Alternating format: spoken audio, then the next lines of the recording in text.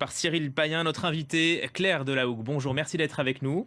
Vous êtes docteur en droit, avocate au barreau de Strasbourg et vous connaissez bien ce sujet parce que vous avez écrit un rapport que vous avez présenté au Conseil de l'Europe en avril 2012. D'abord, rassurez-nous, il y a d'autres pays à part la Thaïlande, l'Inde, on va en parler plus tard, où faire appel à une mère porteuse est très réglementé, où ça se passe bien.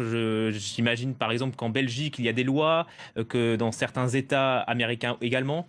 Oui, alors en Belgique, il n'y a pas directement de loi sur la GPA. Elle est admise a posteriori. Au Royaume-Uni, c'est admis, il y a une loi et c'est encadré, effectivement, ça ne doit pas être commercial, on ne peut pas faire de publicité. Et aux États-Unis, ça dépend des États. Pourquoi est-ce que les dérives sont plus importantes en Asie? Parce qu'il y a moins de contrôle, pour commencer. Hmm. C'est une Parce... industrie, vous diriez que c'est une industrie? Oui, quand ça devient à grande échelle comme ça, on peut parler d'industrie, sans aucun doute. Pourquoi est-ce que les Occidentaux se ruent littéralement vers ces pays asiatiques pour faire appel à des mères porteuses?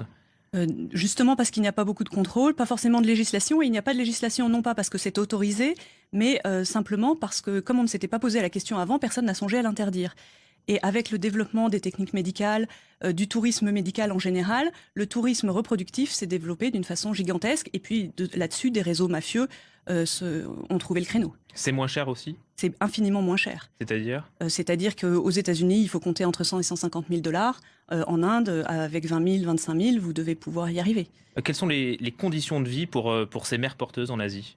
Alors, pendant la grossesse, elles peuvent être relativement bien traitées parce qu'il faut que le bébé soit en bonne santé et qu'un bébé en bonne santé veut dire une mère en bonne santé, bien nourrie.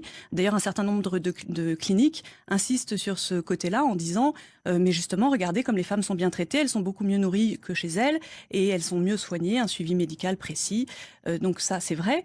Mais pendant ce temps, elles ne sont pas libres. La plupart du temps, elles ne peuvent pas voir leur famille pendant tout le temps de la grossesse. Elles sont suivies, mais enrégimentées avec des obligations de toutes sortes.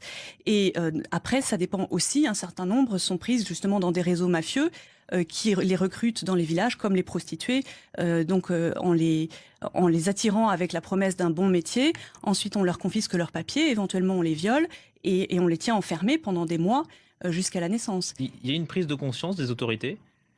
Avec les scandales qu'il y a eu ces derniers temps, oui, il y a une certaine prise de conscience et quelquefois des tentatives pour réglementer, encadrer, essayer d'assurer la protection des mères porteuses et puis un petit peu des enfants concernés aussi. Mais c'est très difficile de faire passer des lois parce qu'il y a des intérêts financiers gigantesques. On parle d'un marché de 2 milliards de dollars rien que pour l'Inde. Donc il y a beaucoup de personnes influentes qui sont impliquées dedans, plus ou moins directement.